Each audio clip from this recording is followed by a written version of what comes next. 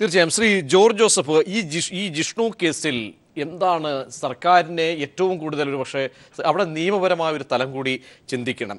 ഏതറ്റവും കാരണം സർക്കാർ ഈ പ്രതികൾ മുൻകൂർ ജാമ്യം അവിടെ കോടതിയിൽ തേടുന്നു. അതിനുശേഷം സർക്കാരിൻ്റെ മുന്നിലുള്ള സ്വാഭാവികമായും എന്നിട്ടുകൂടി ഹൈക്കോടതിയുടെ വിമർശനം കൂടി സർക്കാരിന് ഏൽക്കേണ്ടി വരുന്നു. അനാവശ്യ ഇടപെടൽ സർക്കാർ നടത്തി കേസുമായി ബന്ധപ്പെട്ട് അതിനുശേഷം പ്രോപ്പർട്ടി പോലും ഒരുപക്ഷെ കണ്ടുകിട്ടുന്ന തരത്തിലേക്ക് അപേക്ഷ നൽകി. ഇങ്ങനെയൊക്കെയുള്ള ഘട്ടങ്ങൾ കടന്നു പോകുന്ന ഒരു കേസിൽ മുഖ്യമന്ത്രി ഇന്ന് പറഞ്ഞ വാക്കുകൾ നീതി സ്വാഭാവികമായും ലഭ്യമാക്കിയിട്ടുണ്ട്, സർക്കാർ ഇടപെട്ടിട്ടുണ്ട്. ആ വാക്കുകളെ താങ്കൾ സസൂക്ഷ്മം വിലയിരുത്തുമ്പോൾ? അല്ല, ഞാൻ മുഖ്യമന്ത്രിക്ക് എന്ത് ചെയ്യാനൊക്കും? കാരണം ഈ ജിഷ്ണു പ്രണോയിയുടെ കേസ് റിപ്പോർട്ട് ചെയ്ത സമയം അതിനകത്ത് പാളിച്ച ഉണ്ടായ, അതിനകത്ത് ചില പ്രശ്നങ്ങളുണ്ടെന്നങ്ങ് ഡെവലപ്പ് ചെയ്ത് വന്നപ്പം തന്നെ ആ കേസ് ക്രൈംബ്രാഞ്ചിന് ട്രാൻസ്ഫർ ചെയ്യാൻ ഒരു വയർലെസ് മെസ്സേജ് മാത്രം മതി. ക്രൈംബ്രാഞ്ച് ആ നിമിഷത്തിൽ തന്നെ ടേക്ക് ഓവർ ചെയ്യണം.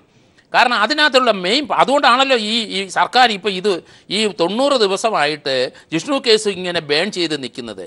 ഞാൻ വേറെ ഒരു ചാനലിൽ ഞാൻ പറഞ്ഞു, ഈ ജിഷ്ണു കേസിൽ ഈ അമ്മയുടെ ദുഃഖം അത് സത്യസന്ധമായിട്ട് നമ്മൾ അന്വേഷിച്ച് കണ്ടുപിടിച്ച് അതിനൊരു പരിഹാരമുണ്ടായില്ലെങ്കിൽ ഒരു പതനം, DGPയുടെ പതനം സർക്കാരിൻ്റെ പതനത്തിന് കാരണമാകും എന്ന് ഞാൻ പറഞ്ഞു. കാരണം ഇത് നമ്മൾ വിചാരിക്കുന്ന പോലെ ഇത് പഴയ അവസാനിക്കുമെന്ന് എനിക്ക് പ്രതീക്ഷയില്ല.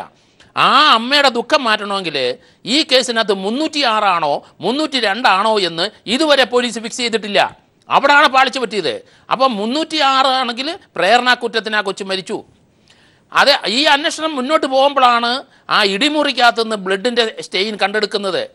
അത് ഈ കുട്ടിയുടെ ഗ്രൂപ്പ് തന്നെയാണെന്ന് വരെ കണ്ടെത്തിയിട്ടുണ്ട് പോലീസ് കാരണം ആ മുറിയിൽ എന്ത് സംഭവിച്ചു, ഈ കുട്ടിയുടെ ബ്ലഡാണെന്ന് DNA കൊണ്ട് തെളിഞ്ഞിട്ടുണ്ടെങ്കിൽ ഇതൊരു മർഡറിലേക്ക് തന്നെ പോകും. അന്നേരം ഒരു പ്രശ്നം വരാൻ പോകുന്നത്, ആ കുട്ടി ആ മുറിയിലെ ഒരു ഷട്ടിടുന്ന ഹുക്കിലാണ് തൂങ്ങി നിന്നതെന്നാണ് പറയുന്നത്.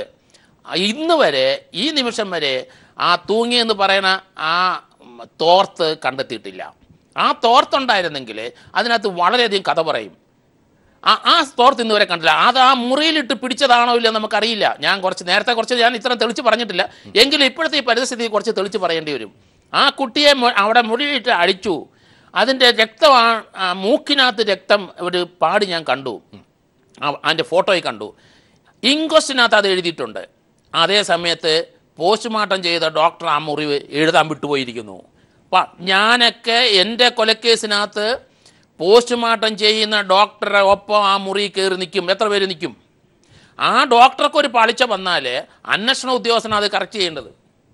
അയാളുടെ ചുമതല. വേറെ ഈ ഭൂമിയിൽ ആരും അത് കറക്റ്റ് ചെയ്യാൻ പറ്റില്ല.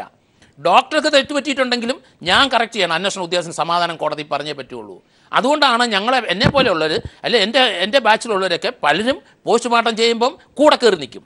എഴുതുന്നതിനകത്തൊരു മിസ്റ്റേക്ക് വന്നാൽ അത് വലിയ ഫെയ്റ്റിലായിട്ടുള്ളൊരു അതാണ് ശ്രീ ജെയിംസ് വടക്കഞ്ചേരി നമ്മൾ ഡയറക്റ്റായിട്ട് ശ്രീ ജോർജ് ജോസഫ് പറയുകയാണ്. അതായത് ഇത്തരം കാര്യങ്ങൾ പോലും അവിടെ പോലും ഭൂരിപക്ഷെ പിഴവ് ആ പ്രതിയെ വ്യക്തമായും കൊടുക്കാൻ പറ്റുന്ന തരത്തിലേക്ക് ചില സംശയങ്ങൾ അത് ഏകോപിപ്പിക്കുന്നതിൽ ഒരു പാളിച്ച പറ്റിയിരിക്കുന്നു. കാരണം അതാണ് വൈരുദ്ധ്യം വരുന്നത്. ഒന്ന് പോസ്റ്റ്മോർട്ടത്തിൽ കാണുന്നു, അതിനുശേഷം പോസ്റ്റ് റിപ്പോർട്ട് എഴുതുമ്പോൾ ഈ മുറിവില്ല. ഇങ്ങനെയൊക്കെയുള്ള പിഴവുകൾ പോലും ഇന്ന് ഈ കാലഘട്ടത്തിൽ കൊടുക്കേണ്ടി വരുന്ന വലിയൊരു വിലയാണ്. അതാണ് ഈ സർക്കാരിൻ്റെ ഒരു മുഖ്യമന്ത്രിക്ക് എന്ത് ചെയ്യാം. അതാണ് പോലീസ് സംവിധാനം തുടരുന്നത് കാലാകാലങ്ങളായി ഏത് സർക്കാരിൻ്റെയും.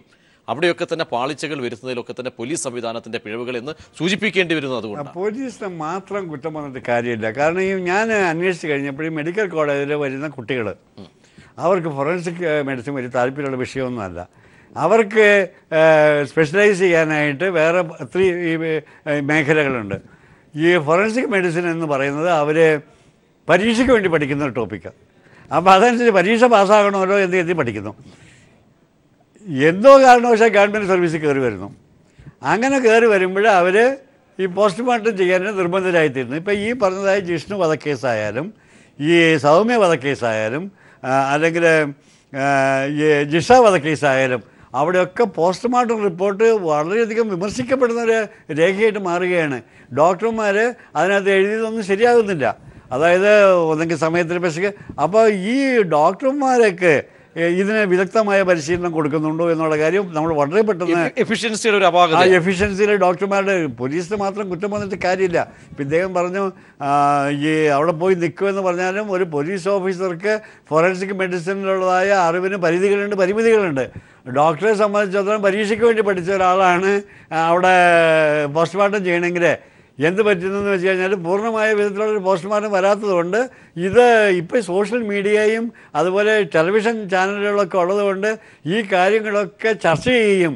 ചർച്ചയ്ക്ക് വരുന്ന വിദഗ്ധരായ ആളുകൾ ഓരോ പോയിൻ്റ് എടുത്ത് കാണിക്കുമ്പോൾ ഈ ഡോക്ടർക്കും ഒന്നും ചെയ്യാൻ നിവൃത്തിയില്ല, പോലീസിനും ഒന്നും ചെയ്യാൻ നിവൃത്തിയില്ലാത്ത ഒരു ദുർഗതിയിലേക്ക് നമ്മൾ ചെന്ന് ചാടുകയാണ് ചെയ്യണത്. അതുകൊണ്ട് എനിക്ക് തോന്നുന്നത് പോലീസിനെ പോലെ തന്നെ ഇങ്ങനെയുള്ള കേസുകളുടെ ഡോക്ടർമാരുടെ ഇമ്പോർട്ടൻസ് വിയോജിപ്പുണ്ടോ താങ്കൾക്ക്? എനിക്കതിൽ വിയോജിപ്പുണ്ട്. കാരണം എന്നറിയോ, ഞാൻ കഴിഞ്ഞ ഒരു 8-10 മാസത്തെ അല്ലെ കഴിഞ്ഞ ഒരു വർഷത്തെ കേസ് നോക്കിയുള്ളൂ. ജിഷ മർഡർ കേസ് കോൺട്രവേഴ്സ്യലായി. കാരണം അതിൻ്റെ പോസ്റ്റ്മോർട്ടത്തിൽ തന്നെയാണ് അതിൻ്റെ പ്രശ്നം. നമ്മളിപ്പോൾ അത് ട്രയൽ നടക്കുന്നുണ്ട്, അത് കൂടുതൽ വിവരിക്കുന്നില്ല. ജിഷ മർഡർ കേസ്, അതുപോലെ തന്നെ കലാഭവൻ മണി, ആ കലാഭവൻ മണിക്കകത്ത് ഇന്നും പോലീസ് ഇരുട്ടി തപ്പുന്ന ഒരു കാര്യമുണ്ട്. അത് 2-3 ചർച്ചയിൽ ഞാനത് പറഞ്ഞു. അതിനകത്ത് ഈ ഈതയിൽ ആൽക്കഹോളും മീതയിൽ ആൽക്കഹോളും ഉണ്ട്. ഈതയിൽ ആൽക്കഹോൾ കുടിക്കാൻ ഉപയോഗിക്കുന്ന മദ്യമാണ്. മെത്തനോൾ, മീതയിൽ ആൽക്കഹോളുണ്ട്. ഇത് രണ്ടും കത്തിട്ട് മീതയിൽ ആൽക്കഹോൾ മെറ്റാസിഡ് എന്ന് പറഞ്ഞ ഒരു കീടനാശിനി കിട്ടിയിട്ടുണ്ട്, ക്ലോറിഫൈറിഫോസ് എന്ന് പറഞ്ഞ വേറൊരെണ്ണം കിട്ടിയിട്ടുണ്ട്. ഇതിനകത്ത് രണ്ടിനകത്ത് മീതയിൽ ആൽക്കഹോളുണ്ട്. ഇത് ആ പോലീസ് ഉദ്യോഗസ്ഥന് അറിഞ്ഞുകൂടാ. അപ്പോൾ ആ 2 ഇതുണ്ടെങ്കിൽ അങ്ങനെ അതുകൊണ്ട് എങ്ങനെ ഉള്ളിൽ ചെന്നു എന്നാണ് കണ്ടുപിടിക്കേണ്ടത്. പോലീസിന് ഇപ്പോൾ ഒരു സ്ഥായിയായ ഒരു കുഴപ്പം സംഭവിച്ചിട്ടുണ്ട്. ഇൻവെസ്റ്റിഗേഷനിലെ പര്യവസാനിക്കുന്ന സമയത്ത് അതിൻ്റെ കൺക്ലൂഷൻ അസർട്ടീവായിട്ട് പറയാൻ പോലീസിന് പറ്റുന്നില്ല. ഓരോ കേസ് എടുത്ത് പരിശോധിച്ച് നോക്കിക്കോളൂ. കാരണം ഇനി പാലക്കാട്ടെ 2 കൊച്ചുങ്ങൾ ആത്മഹത്യ ചെയ്തു. 12 വയസ്സ് വരെ ഒരു കുട്ടി ആത്മഹത്യയെപ്പറ്റി ചിന്തിക്കില്ല എന്നാണ് ഞാൻ പറയുന്നത്. കാരണം ജീവിതത്തെപ്പറ്റി ആ കുട്ടികൾ ഒരു നിരാശ വരുന്ന പ്രായമല്ല. അത് ഇന്ത്യൻ പീനൽ കോഡിൽ 12 വയസ്സുള്ളവരെ കുട്ടികൾ ചെയ്യുന്ന കുറ്റമല്ല. അവർക്ക് നിരാശ വരില്ല. പിന്നെ എങ്ങനെയാണ് വരുന്നത് അവർക്ക്? കാരണം കുട്ടികൾ ചാടി മറിഞ്ഞു കിടക്കുക, അങ്ങനെ നിരാശപ്പെടേണ്ട ഒരു ചിന്ത തലേ കയറില്ല. അവർ ആത്മഹത്യ ചെയ്തിട്ടുണ്ടെങ്കിൽ അത് ആത്മഹത്യ അല്ല എന്നാണ് തീർത്ത് പറയും ഞാൻ. കാരണം ഒരു കുട്ടിയെ, ഞാൻ പലതും പറയാൻ പറ്റില്ല ചാനലിൽ, ഒരു കുട്ടിയെ 12 വയസ്സുള്ളൊരു കുട്ടിയുടെ സ്ട്രാങ്കുലേഷനും കുട്ടിയുടെ സൂയിസൈഡിൻ്റെ അതും ഒരുപോലെ പോലീസിന് തോന്നും. ഞാൻ അത്രേ പറയുന്നുള്ളൂ. തീർച്ചയായും ഒരുപോലെ തോന്നും. കാരണം ആ ഒരു ഭാഗം അത് കൃത്യമായിട്ട് പറയാൻ ഇന്നുള്ള അന്വേഷണ ഉദ്യോഗസ്ഥന്മാർക്ക് ആർക്കും സാധിക്കുന്നില്ല. കുണ്ട്രയുണ്ടായില്ല സംഭവം. 12 വയസ്സിന് താഴെയുള്ള കുട്ടികൾ ആത്മഹത്യ എല്ലാം പ്രശ്നമാണ്. അത് ഒരിക്കലും ആത്മഹത്യ അല്ല എന്ന് വിശ്വസിക്കുന്നവനാണ് ഞാൻ. പക്ഷേ ആത്മഹത്യയുടെ പോലെയുള്ള സിംറ്റം കാണിക്കാൻ സാധിക്കും. ആ പോലീസ് ഉദ്യോഗസ്ഥന്മാർ എൻ്റെ അടുത്ത് വരട്ടെ, പറഞ്ഞു കൊടുക്കാം. ചാനലിൽ ഞാൻ പറയുന്നില്ല. തീർച്ചയായും കുറ്റകൃത്യങ്ങളുടെ എണ്ണം പെരുകുമ്പോൾ അവിടെ തത്തുല്യമായ അന്വേഷണ ഉദ്യോഗസ്ഥരുടെയൊക്കെ തന്നെ അഭാവം, ഒപ്പം തന്നെ പോലീസിൽ കിടക്കുന്ന വലിയ ഒഴിവുകൾ ഒക്കെ ഇതിലെ ഒരു കാരണമാകുന്നുണ്ടോ? ശ്രീ ജെയിംസ് വടക്കഞ്ചേരിയിലും ഒപ്പം തന്നെ ശ്രീ മാത്യു കുഴൽനാടനും ഒപ്പം മുഹമ്മദ് റിയാസും കൂടി ചർച്ചയിൽ തത്സമയം പങ്കുചേരുന്നു. അവരിലേക്കും ശ്രീ മുഹമ്മദ് റിയാസിലേക്ക്. ശ്രീ മുഹമ്മദ് റിയാസ്, ഈ ചർച്ചയിൽ പങ്കുചേരുന്ന Shri George Joseph, James Vadakkanchery അടക്കം പറയുന്നത് സർക്കാരിനേറ്റ ശ്രീ മുഹമ്മദ് റിയാസ് കേൾക്കാമോ താങ്കൾക്ക്? റിയാസ് കേൾക്കാമോ? തിരികെ വരാം. ശ്രീ ജോർജ് ജോസഫ്, ഇവിടെ തെളിവുകൾ ഒരുപക്ഷെ ശേഖരിക്കുന്നതിൽ പോലും, കാരണം കഴിഞ്ഞ ഈ നമ്മൾ നേരത്തെ ചൂണ്ടിക്കാട്ടിയ ആ പിഴവ് എന്തായാലും സർക്കാരിന് ഇനി ഇക്കാര്യത്തിൽ എടുക്കാൻ, കാരണം ഒരു സ്പെഷ്യൽ ഇൻവെസ്റ്റിഗേഷൻ ടീമിനെ SIT ഇപ്പോൾ രൂപീകരിച്ചിരിക്കുന്നു ADGPയുടെ നേതൃത്വത്തിൽ. ഇനി നിയമപരമായി, കാരണം ഇവിടെ നിയമത്തിൻ്റെ ഒരു സംരക്ഷണം കൂടി ഈ കുറ്റം ആരോപിക്കപ്പെടുന്ന പ്രതികൾക്കുണ്ട്. സർക്കാരിന് എന്ത് ചെയ്യാൻ കഴിയും ഈ കാര്യത്തിൽ, ഈ വിഷയത്തിൽ, ജിഷ്ണു കേസിൽ സർക്കാർ ആ ബ്ലഡ് സ്റ്റെയിൻ അവിടെ എടുത്തിട്ടുണ്ട്, ആ ഇടിമുറിയിൽ നിന്ന്. അത് DNA ഫിംഗർ പ്രിൻറ്റ്, അത് ഒരു 2-3 ദിവസം കൊണ്ട് അതിൻ്റെ റിസൾട്ട് എടുക്കാൻ പറ്റും സർക്കാരിന്. കാര്യം ടോപ്പ് പ്രയോറിറ്റി കൊടുത്ത് അത് എടുക്കാം. അതെടുത്തിട്ട് അതിനൊരു കൺക്ലൂഷൻ എത്രയും പെട്ടെന്ന് ഉണ്ടാക്കുക. അതിൻ്റെ എവിഡൻസസ് എന്തൊക്കെയാണ് കണ്ടെത്തിയെന്നും അത് 306 ആണോ 302 ആണോ ഇല്ലയോ എന്ന് പോലീസ് തീരുമാനിക്കുക. ശാസ്ത്രീയമായ ആ തെളിവുകളുടെ അടിസ്ഥാനത്തിൽ തന്നെ തീരുമാനിക്കുക. എന്നിട്ട് അത് ആ വീട്ടുകാരെ, ആ അമ്മയുടെ അടുത്തും അവരുടെ കുടുംബാംഗങ്ങളോട് അത് പങ്കുവെക്ക്. അവർക്ക് പുതിയ നിർദ്ദേശം ഉണ്ടാകും, അത് സ്വീകരിക്കുക. ഞങ്ങളൊക്കെ അങ്ങനെയാണ്. ഒരു കാര്യവും ഒളിച്ചു വെക്കത്തില്ല. ഒരു വീട്ടിലൊരു മർഡർ ഉണ്ടായിട്ടുണ്ടെങ്കിൽ അതിനെ സംബന്ധിക്കുന്ന എല്ലാ കാര്യങ്ങളും ആ വീട്ടുകാരുമായിട്ട് ചർച്ച ചെയ്താണ് പോകുന്നത്. അവർക്ക് പുതിയ നിർദ്ദേശം ഉണ്ടെങ്കിൽ അത് നമ്മൾ അന്വേഷിക്കും. ഇവിടെ അതൊരു പാളിച്ച ഉണ്ടായി, ആ വീട്ടുകാരെ ബോധ്യപ്പെടുത്തുന്നില്ല. ഓരോ പ്രാവശ്യം ചാനലുകാരെ കൂടെയാണ് പല കാര്യങ്ങളും നമ്മൾ മനസ്സിലാക്കുന്നത്. അങ്ങനെയല്ല അന്വേഷണം പോകട്ടെ, അത് പോലീസ് ഇനിയെങ്കിലും പഠിക്കുക. നമ്മൾ അതല്ല, അതിനകത്ത് അവർ സംശയിക്കുന്നവരെ ചോദ്യം ചെയ്തത് അത് ആ ചോദ്യം ചെയ്ത് ഒരു ഒരു ഒരു ഒരു ഒരു ഒരു കർമ്മം കഴിച്ചെന്ന് മാത്രമേ ഉള്ളൂ എനിക്ക് തോന്നുന്നത്. ആർട്ട് ഓഫ് ക്വസ്റ്റ്യനിങ് ഉണ്ട്, അത് പോലീസ് പഠിച്ചിട്ടുണ്ടെന്ന് എനിക്ക് അറിഞ്ഞൂടാ. ജെയിംസ് വടക്കാഞ്ചേരിക്ക് അറിയാം. എനിക്ക് തോന്നുന്നു ശ്രീ ജെയിംസ് വടക്കാഞ്ചേരി ഞാൻ ഈ പോലീസ് ഇൻട്രോഗേഷൻ ക്ലാസ്സുകളൊക്കെ പോലീസ് ട്രെയിനിങ് കോളേജിൽ എടുക്കാൻ വരുന്നത് ഞാൻ അറ്റൻഡ് ചെയ്യാൻ പോകുമായിരുന്നു. എന്താണ് ഇവർ പറയണമെന്നുള്ളത് അറിയാമെന്ന് ചെയ്തിട്ട്. പക്ഷെ ഒരു തിയറി ബേസ്ഡ് ഇൻട്രോഗേഷൻ ഒന്നും ക്ലാസ്സിൽ പഠിപ്പിക്കുന്നില്ല. അവരുടെ കുറേ അന്വേഷണങ്ങൾ അവർ ചെയ്തതായ ചില വലിയ വലിയ കാര്യങ്ങളൊക്കെ പറഞ്ഞ് ആ ക്ലാസ് കഴിക്കുന്നതല്ലാതെ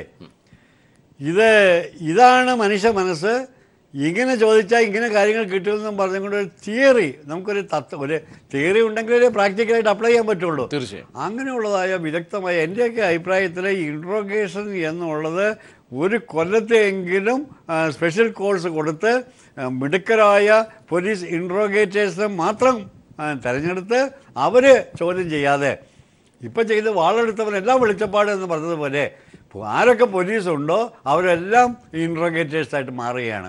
അത് മാത്രമല്ല, പോലീസ് ട്രെയിനിങ് കോളേജിൽ നിന്നും പാസ്സായി വെളിയിലേക്ക് വരുന്ന ഒരാൾ ഇപ്പോൾ ലോക്കലിലേക്ക് പോകുന്നു, 2 ദിവസം കഴിയുമ്പോൾ കേൾക്കാം അയാൾ ക്രൈംബ്രാഞ്ചിലേക്ക് പോയി, 4 ദിവസം കഴിയുമ്പോൾ കേൾക്കാം സ്പെഷ്യൽ ബ്രാഞ്ചിലാണ് ഇപ്പോൾ അദ്ദേഹം വന്നത്, 5-ാമത്തെ ദിവസം പറയുന്നത് വീണ്ടും ലോക്കലിലേക്ക് വന്നത്. അപ്പോൾ ഇങ്ങനെ എല്ലാ ബ്രാഞ്ചുകളിലും വർക്ക് ചെയ്യത്തക്ക വിധത്തിലുള്ളതായ സ്പെഷ്യലൈസേഷൻ ഈ ഒരു കൊല്ലത്തെ ട്രെയിനിങ് കഴിയുന്നതായ ഓഫീസേഴ്സിന് ഉണ്ടോ എന്നുള്ള കാര്യമൊക്കെ എനിക്ക് സംശയമുണ്ട്. കാരണം ഇൻവെസ്റ്റിഗേഷൻ അതിനാൽ തന്നെ വലിയൊരു ബ്രാഞ്ചാണ്. അപ്പോൾ ക്രൈംബ്രാഞ്ചിലേക്ക് പോയി എന്ന് പറഞ്ഞതുകൊണ്ട് ക്രൈം ഇൻവെസ്റ്റിഗേഷന് സ്പെഷ്യലിസ്റ്റ് ആണോ? എനിക്ക് സംശയമുണ്ട്. ഇൻട്രോഗേഷൻ സ്പെഷ്യലിസ്റ്റ് ആണോ? എനിക്ക് സംശയമുണ്ട്. അതുകൊണ്ട് എനിക്ക് തോന്നുന്നത് ഓരോ ക്രൈംബ്രാഞ്ചിലേക്ക് മാറ്റുന്ന അവസരത്തിൽ അവർക്ക് പ്രത്യേക ഇൻ സർവീസ് ട്രെയിനിങ് കൊടുത്ത് 2-3 മാസത്തെ ഇൻ സർവീസ് ട്രെയിനിങ് കൊടുത്തിട്ട് വേണം ക്രൈംബ്രാഞ്ചിലേക്ക് മാറ്റാനായിട്ട്. നമ്മൾ ഈ പർട്ടിക്കുലർ കേസ് പരിശോധിച്ചാൽ ഈ കേസിൽ എന്താണ് ഇനി സർക്കാരിന്, കാരണം ജനങ്ങൾക്ക് മുന്നിൽ ബോധ്യപ്പെടുത്തേണ്ട വലിയ വിശാലാർത്ഥത്തിലൊരു ബാധ്യതയുണ്ട് ഇത്രത്തോളം കാര്യങ്ങൾ ആയ സ്ഥിതിക്ക്. അതേസമയം നിയമത്തിൻ്റെ പരിരക്ഷ കൂടി ഈ പ്രതികളിൽ നിന്ന് ആരോപിക്കപ്പെടുന്ന പ്രതികൾക്ക് ഈ കേസിലുള്ള ആളുകൾക്ക് അവർക്ക് നേടാനുമായിട്ടുണ്ട് മുൻകൂർ ജാമ്യം എന്ന തരത്തിലേക്ക്. ഇനി ഈ സർക്കാരിന് മുന്നിൽ എന്താണ് ഇനി നിയമപരമായ അർത്ഥത്തിൽ ഈ കുടുംബത്തെ ബോധ്യപ്പെടുത്തണം, ഈ സമൂഹത്തെ ബോധ്യപ്പെടുത്തണം, എന്താണ് ചെയ്യാൻ കഴിയുന്നത്, ചെയ്യാനല്ലെങ്കിൽ എന്തെങ്കിലും പഴുതുകൾ അടച്ചുള്ള ഒരു അന്വേഷണ ദിശ? അതായത് ഇതിനകത്ത് ഈ ജിഷ്ണു വധക്കേസിൽ, ജിഷ്ണുവിൻ്റെ കേസിൽ ഈ പ്രതികളായിട്ടുള്ള ശക്തന്മാരാണ്, സാമ്പത്തികമായിട്ടും മറ്റ് പലതരത്തിലും വളരെ ശക്തിയുള്ളവരാണ്. അവരെ ഒക്കെ എതിരെ നിൽക്കുമ്പോൾ പോലീസിനെ സംബന്ധിച്ചിടത്തോളം എപ്പോഴും എനിക്ക് കാര്യം അദ്ദേഹം അങ്ങനെ പറഞ്ഞുവെങ്കിലും, അത് 302 306 എന്നൊക്കെ പറഞ്ഞെങ്കിലും എനിക്ക് തോന്നിയിട്ടുള്ളത്, ഞങ്ങളെപ്പോഴും പറയും ഇത് കോസേഷൻ ആൻഡ് കൗസാലിറ്റി 2 കാര്യങ്ങളുണ്ട്. ഈ കൊസേഷൻ എന്ന് പറഞ്ഞാൽ ഇന്ന ഘടകങ്ങളൊക്കെ ഈ കൊലപാതകത്തിന് കാരണമാകാം. പക്ഷേ കൗസാലിറ്റി എന്ന് പറഞ്ഞാൽ ഇതാണ് കാരണം എന്ന് പറയാനായിട്ട്. ആ കൗസാലിറ്റി, അതായത് ഈ മകൻ്റെ അച്ഛൻ ഇന്ന ആളാണെന്ന് പറയുമ്പോൾ കൗസാലിറ്റി ആയി. പക്ഷേ ഇവരൊക്കെ ആകാമെന്ന് പറയുമ്പോൾ ഇപ്പം അതുകൊണ്ട് ഇതിനകത്ത് 306 302 എന്നൊക്കെ പറഞ്ഞാൽ അതിനകത്ത് ശിക്ഷ കിട്ടണമെങ്കിൽ ഈ കൊസേഷൻ തിയറി, അതായത് ഇതൊക്കെ ആകാം അയാൾ ഇങ്ങനെ മരിക്കാൻ കാരണം എന്ന് പറഞ്ഞതുകൊണ്ട് വിജയിക്കാനായിട്ട് തോന്നണില്ല. അതുകൊണ്ട് ഇത് എങ്ങനെ പോകുന്നുള്ളത് നമുക്ക് കുറച്ച് ദിവസം വെയിറ്റ് ചെയ്തിട്ട്. അല്ല, ആ പോയിന്റിനകത്ത് ഒരു പ്രശ്നം കൂടെ ഉണ്ട്. ഇതിനകത്ത് ഇദ്ദേഹം പറഞ്ഞ പോയിന്റ് തന്നെയാണ് ഞാൻ പറയാൻ ഉദ്ദേശിക്കുന്നത്. ഈ സൗമ്യ കേസിനകത്ത് കൃത്യമായി ഇങ്ങനെയാണ് മരണം നടന്നതെന്ന് പോലീസ് പറഞ്ഞില്ല. തെറ്റിയവിടെ. ജിഷ്ണു പ്രണോയുടെ കേസിനും അത് തന്നെ സംഭവിക്കാൻ പോകുന്നത്. അതാണ് പോലീസ് അസർട്ടീവായിട്ട് പറയുന്നില്ല. എന്താണ് പറയാൻ ബുദ്ധിമുട്ട്? എവിഡൻസ് അനലൈസ് ചെയ്തിട്ട് നമ്മുടെ പോലീസ് ഒരു തിയറിയിൽ എത്തിക്കഴിഞ്ഞാൽ കേസിലും അങ്ങനെ പൾസർ സുനിയുടെ കേസിലും അങ്ങനെ ഒരു പിഴവ് കാണിക്കും. അത് പൾസർ സുനിയുടെ കേസിന് പോലീസിന് ഇന്ററോഗേഷൻ ടാലൻസ് ഇല്ലാന്ന് കൃത്യമായി. അത് നമുക്ക് ആ വീഡിയോ കണ്ടെടുക്കാൻ പറ്റിയിട്ടില്ലല്ലോ ഇന്ന് വരെ. എന്താണ് അവിടെ ഫെയിലിയർ?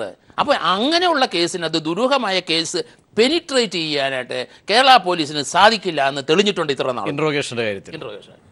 ആ ഇൻട്രോഗേഷൻ എന്നുള്ളതിന് നമ്മൾ പ്രാധാന്യം കൊടുക്കുന്നില്ല. അത് ആർക്കും ചെയ്യാവുന്ന ഒരു ജോലിയാണ്. കാരണം അത് നടക്കുമായിരുന്നു. എങ്ങനെയെന്നറിയാമോ, ഈ മസിൽ പവർ വെച്ചുള്ള ഇൻട്രോഗേഷൻ നടക്കും. പക്ഷെ ഇന്ന് അവിടെ എന്തെങ്കിലും നടന്നു കഴിഞ്ഞാൽ ആ നിമിഷം തന്നെ സംഗതി വെളിയിലേക്ക് വരികയാണ്. അതുകൊണ്ട് അങ്ങനെ വലിയൊരു സമ്മർദ്ദം എന്തായാലും നേരിടുന്നു. അതിനെ മറികടക്കാനുള്ള കൃത്യമായ രീതിയിലുള്ള നയപരമായ രീതിയിലുള്ള ഒരു പരിശീലനം ശ്രീ മുഹമ്മദ് റിയാസ് എന്തായാലും അതിന് തീർച്ചയായും ഉത്തരം നൽകും. സർക്കാർ ഇനി ഇക്കാര്യത്തിൽ എന്താണ് ചെയ്യാൻ പോകുന്നത്? സാങ്കേതിക പിഴവ് കൊണ്ട് ശ്രീ മുഹമ്മദ് റിയാസിലേക്ക് പോകാൻ കഴിയുന്നില്ല. ശ്രീ മാത്യു കുഴൽനാടൻ ടെലിഫോൺ ലൈനിൽ ചേരുന്നു. ശ്രീ മാത്യു, എങ്ങനെയാണ് ഈ സർക്കാരിൻ്റെ ഈ ഇന്നത്തെ കഴിഞ്ഞ ദിവസത്തെ സംഭവവികാസങ്ങളെ താങ്കൾ കാണുന്നത്? അല്പസമയം മുമ്പ് മുഖ്യമന്ത്രി കൃത്യമായി ഇക്കാര്യത്തിൽ നിയമപരമായ രീതിയിലുള്ള എല്ലാ നീതിയും ഇതുവരെ ലഭ്യമാക്കി കഴിഞ്ഞിട്ടുണ്ട്, ഇനിയും മുന്നോട്ട് കൊണ്ടുപോകും. ഒപ്പം സ്പെഷ്യൽ ഇൻവെസ്റ്റിഗേഷൻ ടീമിനെ കൂടി പ്രഖ്യാപിച്ചിരിക്കുന്നു സർക്കാർ. ശ്രീ മാത്യു, എങ്ങനെ കാണുന്നു താങ്കൾ ഈ സാഹചര്യങ്ങളെ? ഹലോ, ഇത് ഇന്നെല്ലാവരും അവലപിച്ചതുപോലെ വളരെ ദാരുണമായ ഒരു സംഭവമാണ് കേരളത്തിന് മുന്നിലുണ്ടായിട്ടുള്ളത്. അതുകൊണ്ടാണ് ഇത്രയേറെ പ്രതിഷേധവും ഈ നിലയിലുള്ള പ്രതികരണങ്ങളും ഒക്കെ ഉണ്ടായി വരുന്നത്. ഇപ്പോൾ സർക്കാർ ഈ കാര്യത്തിൽ ഇതുവരെ എടുത്ത നിലപാടുകൾ തൃപ്തികരമല്ല എന്ന കാര്യത്തിൽ ഞാൻ താങ്കളിലേക്ക് എത്താം. ശ്രീ ജോർജ് ജോസഫ്, അതായത് ഇതുവരെയുള്ള ഇടപെടലുകൾ കൃത്യമല്ല. ഇത് പൊതുസമൂഹത്തിന് മുന്നിൽ സർക്കാരിനെ ഒരുപക്ഷെ വലിയ അർത്ഥത്തിൽ പ്രതിരോധത്തിലാക്കുന്ന ഘടകങ്ങൾ അത് കഴിഞ്ഞ ദിവസത്തെ മാത്രം സംഭവങ്ങളാണോ? ഈ പല കേസുകൾ പല പോലീസിൻ്റെ, കാരണം താങ്കൾ സൂചിപ്പിച്ചു താങ്കളൊരു പട്ടികയാണ് നിരത്തിയത്, ആ പട്ടിക പാലക്കാട് കേസടക്കം ഇതൊക്കെ എന്തുകൊണ്ടൊരു ചില ഗൂഢാലോചനകൾ എന്ന് പലരും പറയുകയും ചെയ്യുന്നുണ്ട്. എന്താണ് പോലീസ് സംവിധാനത്തിൽ എന്താണ് മാറേണ്ടത്? മുകളിൽ തട്ട് മുതൽ ഒരു കൃത്യമായ പൊളിച്ചെടുക്കൽ അടിയന്തരമായി വേണമെന്നാണോ സാഹചര്യങ്ങൾ ആവശ്യപ്പെടുന്നത്? അത് തന്നെയാണ് മുകളിൽ കോൺസ്റ്റബിൾ പോലെ DGP വരെയുള്ള ഒരു പൊളിച്ചെഴുത്തിൻ്റെ ആവശ്യം ഇവിടെ ഉണ്ട്. കാരണം നമ്മൾ ഈ IPS ഓഫീസേഴ്സിന്, പ്രത്യേകിച്ച് സീനിയർ ഓഫീസേഴ്സിനൊന്നും ഒരു അവരുടെ അക്കാഡമിയിലൊക്കെ ഒരു ട്രെയിനിങ് കൊടുക്കുന്നെങ്കിലും ഇവിടെയുള്ള ഈ ലീഗൽ ക്ലാസ്സിനും റെഫ്രഷർ കോഴ്സിനും ഇൻവെസ്റ്റിഗേഷൻ ക്ലാസ്സിനും കോൺസ്റ്റബിൾ DGPമാർ വരെ ഒന്നിച്ച് കയറിയിരിക്കട്ടെ, എന്താ നടക്കണേന്ന് അറിയട്ടെ, അവരുടെ പഠിക്കണമല്ലോ. അപ്പോൾ ഒരു സീനിയർ ഓഫീസേഴ്സ് IPS ഓഫീസേഴ്സിന് ഒരു വെറ്ററനായ ഒരു DYSP SP-യുടെ അത്ര എക്സ്പീരിയൻസ് ഇൻവെസ്റ്റിഗേഷൻ ഇല്ല എന്നുള്ള സത്യമാണ്. അവരെ അത് ഏൽപ്പിക്കുമ്പോൾ അവർക്കും ഇവരുടെ ഒപ്പം എക്സ്പീരിയൻസ് വരണമെന്നുണ്ടെങ്കിൽ അതിനുള്ള പഠനവും അതിനുള്ള ക്ലാസ് അറ്റൻഡിലൊക്കെ വേണം. അത് പലർക്കും ഇല്ല. അപ്പോൾ അതാണ് ഇവിടെ സംഭവിക്കുന്നത്. ഓരോ കേസിനകത്തും ഇപ്പോൾ സംഭവിച്ചുകൊണ്ടിരിക്കുന്നത് സീനിയർ ഉദ്യോഗസ്ഥന്മാരൊന്ന് പറയും, അതിൻ്റെ താഴെക്കടയിലുള്ളവർ വേറൊന്ന് പറയും. ഒരു കോൺഫ്ലിക്റ്റ് ഉണ്ടാവും. ഒരു അസർട്ടീവായിട്ട് ഒരു കാര്യവും പറഞ്ഞൊപ്പിക്കാനോ അല്ലെങ്കിൽ ഒരു തീരുമാനം എടുക്കാനായിട്ട് കേരള പോലീസിന് ഇപ്പം 10-15 വർഷമായിട്ട് സാധിക്കുന്നില്ല എന്നാണ് എൻ്റെ ഒരു കണ്ടെത്തൽ. അതിനൊരു പ്രതിവിധി വേണം. എനിക്ക് വേറൊരു അഭിപ്രായം കൂടെയുണ്ട്. അതായത് ഞാനൊക്കെ ഇവിടെ എൻ്റെ സർവീസ് തുടങ്ങിയപ്പോഴേ, പോലീസ് ട്രെയിനിങ് തുടങ്ങിയപ്പോഴേ, ഈ മജിസ്ട്രേറ്റർമാർക്ക് വേണ്ടിയിട്ട് പോലീസ് ട്രെയിനിങ് കോളേജിൽ പ്രത്യേക ക്ലാസ് കൊടുക്കുമായിരുന്നു 2 ആഴ്ച. അതായത് എങ്ങനെയാണ് ഇൻവെസ്റ്റിഗേറ്റ് ചെയ്യണത് എന്നുള്ളത് ഈ ലോ കോളേജിൽ നിന്ന് ഡിഗ്രി എടുത്ത് പരീക്ഷ എഴുതി മജിസ്ട്രേറ്റ് അവർക്ക് പോലീസ് ട്രെയിനിങ് കോളേജിൽ പ്രത്യേക ട്രെയിനിങ് കൊടുക്കുമായിരുന്നു. കാരണം എങ്ങനെയാണ് FIR തയ്യാറാക്കുന്നത്, എങ്ങനെയാണ് കാര്യങ്ങളെന്നൊക്കെ അവർക്ക് പറഞ്ഞു കൊടുക്കുകയും അവരെ ഫോറൻസിക് സയൻസ് ലാബറട്ടറി കൊണ്ടുപോയി അവിടുത്തെ കാര്യങ്ങളൊക്കെ പറഞ്ഞ് പോലീസിൻ്റെ ബുദ്ധിമുട്ടുകളൊക്കെ കൊണ്ട് ഫീൽഡിലൊക്കെ കൊണ്ടുപോയിരുന്നു. 2 ആഴ്ച ട്രെയിനിങ് ഉണ്ടായിരുന്നു. ഇന്നത് നിർത്തിയതിൻ്റെ കാരണം അവർ ജുഡീഷ്യൽ അക്കാഡമി ഹൈക്കോടതി തുടങ്ങി എന്നുള്ളതാണ്. പക്ഷേ ജുഡീഷ്യൽ അക്കാഡമിയിൽ നിന്ന് അവർക്ക് കിട്ടുന്ന കാര്യമല്ല ഈ പോലീസ് ട്രെയിനിങ് കോളേജിൽ അവർക്ക് കിട്ടിക്കൊണ്ടിരുന്നത്. കാരണം പോലീസ് ഓഫീസേഴ്സിൻ്റെ ബുദ്ധിമുട്ടുകൾ മനസ്സിലാക്കാനും അവർ എങ്ങനെയാണ് കാര്യങ്ങൾ ഇത് വാസ്തവത്തിൽ എനിക്ക് തോന്നുന്നത് ഗവൺമെൻറ് ഈ ജഡ്ജിമാർക്ക് പോലീസ് ട്രെയിനിങ് കോളേജിലുള്ള ആ കോഴ്സൊക്കെ വീണ്ടും ആരംഭിക്കണം. വേറെ എനിക്കൊരു അഭിപ്രായം പറയാനുള്ളത്, ഈ പോലീസ് ഉദ്യോഗസ്ഥർ പറയുന്നത് വക്കീലർക്ക് മനസ്സിലാവില്ല, പ്രോസിക്യൂട്ടർക്ക് മനസ്സിലാവില്ല. കാരണം അദ്ദേഹം കുറേ നിയമമൊക്കെ പഠിച്ചിട്ടുണ്ട്, പക്ഷേ പോലീസ് ഇൻവെസ്റ്റിഗേഷനും അറിയില്ല, പോലീസ് സയൻസ് അറിയില്ല, ഫോറൻസിക് സയൻസ് ഒന്നും അദ്ദേഹത്തിന് കാര്യമായി ഗ്രാഹ്യമില്ല. അതുകൊണ്ട് ഈ പോലീസ് ഉദ്യോഗസ്ഥർ പ്രോസിക്യൂട്ടറോട് പറയുന്ന കാര്യങ്ങൾ അവർക്ക് വ്യക്തമല്ലാത്തത് കൊണ്ട് പോലീസ് ഉദ്യോഗസ്ഥരെയും പ്രോസിക്യൂട്ടറെയും ഇദ്ദേഹം പറഞ്ഞതുപോലെ എല്ലാവരും കൂട്ടി യോജിപ്പിച്ച് ഉള്ളതായ ഒരു ജോയിൻ്റ് ക്ലാസ്സുകളൊക്കെ അറേഞ്ച് ചെയ്യണം. അപ്പോൾ എന്ത് പറ്റുന്നു, എവിടെയാണോ പോലീസിന് ബുദ്ധിമുട്ടുള്ളത് പ്രോസിക്യൂട്ടർക്ക് മനസ്സിലാകും, പ്രോസിക്യൂട്ടർക്ക് എന്തൊക്കെ ആവശ്യമെന്നുള്ളതിലുള്ള ആ കാര്യങ്ങളൊക്കെ മനസ്സിലാകും, ഇൻട്രാക്ഷൻ ഉണ്ടാക്കും. അതുകൊണ്ട് അടിയന്തരമായിട്ട് ചെയ്യേണ്ടത് ഈ ഇപ്പം സ്പെഷ്യൽ ടീമിനെ അപ്പോയിൻറ്റ് ചെയ്തെന്ന് പറഞ്ഞു. ഈ സ്പെഷ്യൽ ടീമിനെ അപ്പോയിൻറ്റ് ചെയ്ത് എന്ത് ക്രൈറ്റീരിയയില്ല? എന്താ ക്രൈറ്റീരിയ? ഇവരൊരു സ്പെഷ്യൽ ടീമാണ് എന്ന് പറഞ്ഞാൽ അവരൊക്കെ സ്പെഷ്യലൈസ്ഡ് ഇൻവെസ്റ്റിഗേഷനാണോ?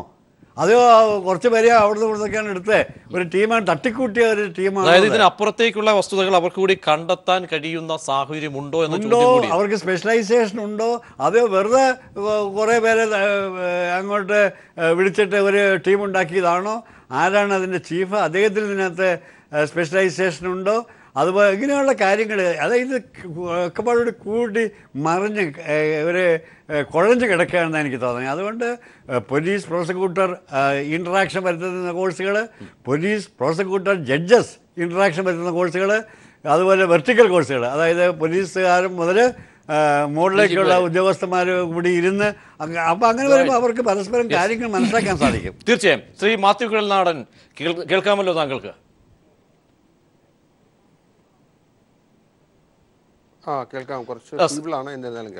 തീർച്ചയായും. ശ്രീ മാത്യു കുഴൽനാടൻ, സർക്കാരിന്റെ ഇന്നത്തെ നിലപാടിനെ താങ്കൾ എങ്ങനെ കാണുന്നു? സ്പെഷ്യൽ ഇൻവെസ്റ്റിഗേഷൻ ടീമിനെ കൂടി ഈ അന്വേഷണത്തിന്റെ ഇത്രത്തോളം സർക്കാരിന്റെ അല്ലെങ്കിൽ പ്രതിച്ഛായയെ മോശമായി ബാധിച്ചു കഴിഞ്ഞ ദിവസങ്ങളിൽ ഒന്നൊക്കെ വിശകലനങ്ങൾ വന്ന നിലയ്ക്ക് സർക്കാർ പുതിയൊരു തരത്തിലേക്ക് കാര്യങ്ങളെ കൊണ്ടുപോവുകയും ചെയ്യുന്നു. മാത്രവുമല്ല, കഴിഞ്ഞ സംഭവത്തെ ബാഹ്യ ഇടപെടൽ ഉണ്ടായിട്ടുണ്ട് എന്ന് മുഖ്യമന്ത്രി ഇന്ന് ആവർത്തിക്കുകയും ചെയ്യുന്നു. നീതി ലഭ്യമാക്കിയിട്ടുണ്ട് എന്ന് സർക്കാർ ആവർത്തിക്കുകയും ചെയ്യുന്നു. താങ്കൾ എങ്ങനെ കാണുന്നു സാഹചര്യങ്ങളെ, ശ്രീ മാത്യു കുഴൽനാടൻ?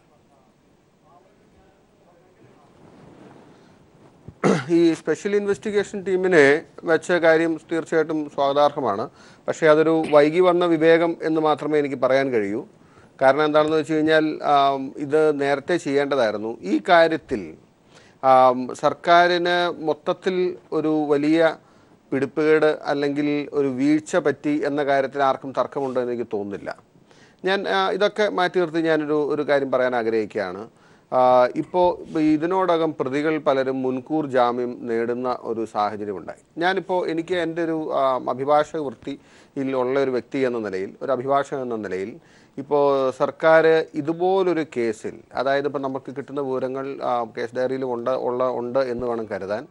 അതായത് മരിച്ചയാളുടെ രക്തക്കറ പോലും ഈ പ്രിൻസിപ്പലിൻ്റെ അടക്കം അല്ലെങ്കിൽ മറ്റ് കോളേജുമായി ബന്ധപ്പെട്ട പ്രതികളുടെ സ്വാധീനത്തിലും അവരുടെ ഇതിൽ വരുന്ന മുറികളിൽ നിന്നും രക്തക്കറ പോലും കണ്ടെടുക്കാൻ കഴിഞ്ഞു എന്നുള്ള വിവരങ്ങളുള്ളപ്പോൾ ഒരു മുൻകൂർ ജാമ്യം കിട്ടുന്നതിലേക്ക് ഈ സ്ഥിതി ഉണ്ടായി എങ്കിൽ തീർച്ചയായിട്ടും സർക്കാരിന് ഈ കേസ് നടത്തിപ്പിലും ഗുരുതരമായ വീഴ്ച പറ്റിയിട്ടുണ്ട്. അതുകൊണ്ട് പൊതുവെ ഈ കാര്യത്തിൽ സർക്കാർ ഇരയോടൊപ്പമായിരുന്നില്ല എന്ന ഒരു ഫീലിംഗ് വളരെ അപ്പാരൻ്റ് ആണ്, അല്ലെങ്കിൽ വളരെ വളരെ എല്ലാവർക്കും പൊതുവെ ബോധ്യപ്പെടുന്ന രീതിയിലാണ്. അപ്പോൾ അതിനുശേഷം ആണ് ഈ സംഭവങ്ങൾ മുഴുവൻ ഉണ്ടാകുന്നത്.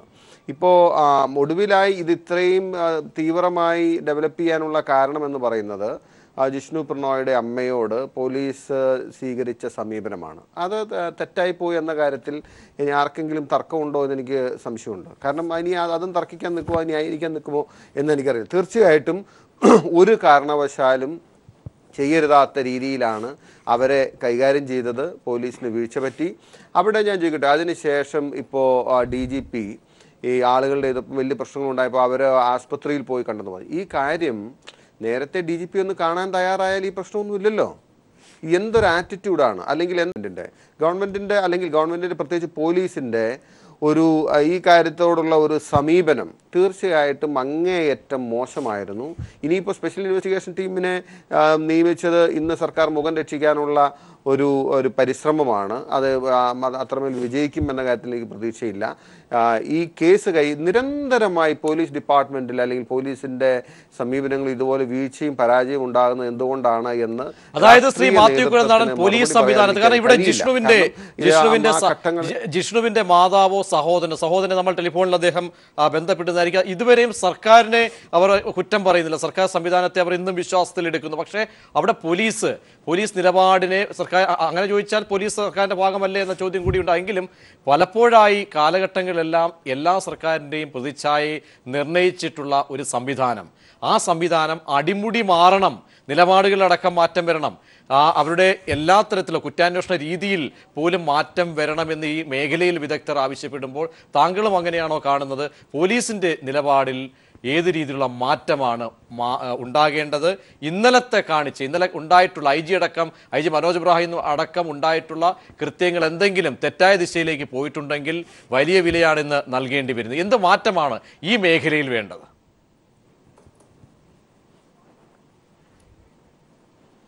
അത് വളരെ നല്ല ക്ലവർഫുൾ ആയിട്ടുള്ള ഒരു നീക്കമാണ് നിങ്ങളുടെ. ഞാൻ അതിനെ അപ്രീഷിയേറ്റ് ചെയ്യുന്നു. കാരണം ഈ ഷിഫ്റ്റിംഗ് ദ ഗോൾ പോസ്റ്റ് എന്ന് പറഞ്ഞ പോലെയുള്ള ഒരു അപ്രോച്ചാണ്. അതായത് പോലീസിന് തെറ്റുപറ്റിയിട്ടുണ്ടോ, പോലീസിൻ്റെ നിലപാടുകളിൽ അല്ലെങ്കിൽ പോലീസിൻ്റെ സമീപനങ്ങളിൽ മാറ്റം ഉണ്ടാകണമോ എന്നുള്ളൊരു ചോദ്യം വഴി രാഷ്ട്രീയ നേതൃത്വത്തെ സേവ് ചെയ്ത് നിർത്താനുള്ള ശ്രമമാണ് പോലീസിന്റെ ഭാഗത്തുനിന്നുണ്ടായത്. ബുദ്ധിപരമായ നീക്കമാണ്. പക്ഷേ ഞാൻ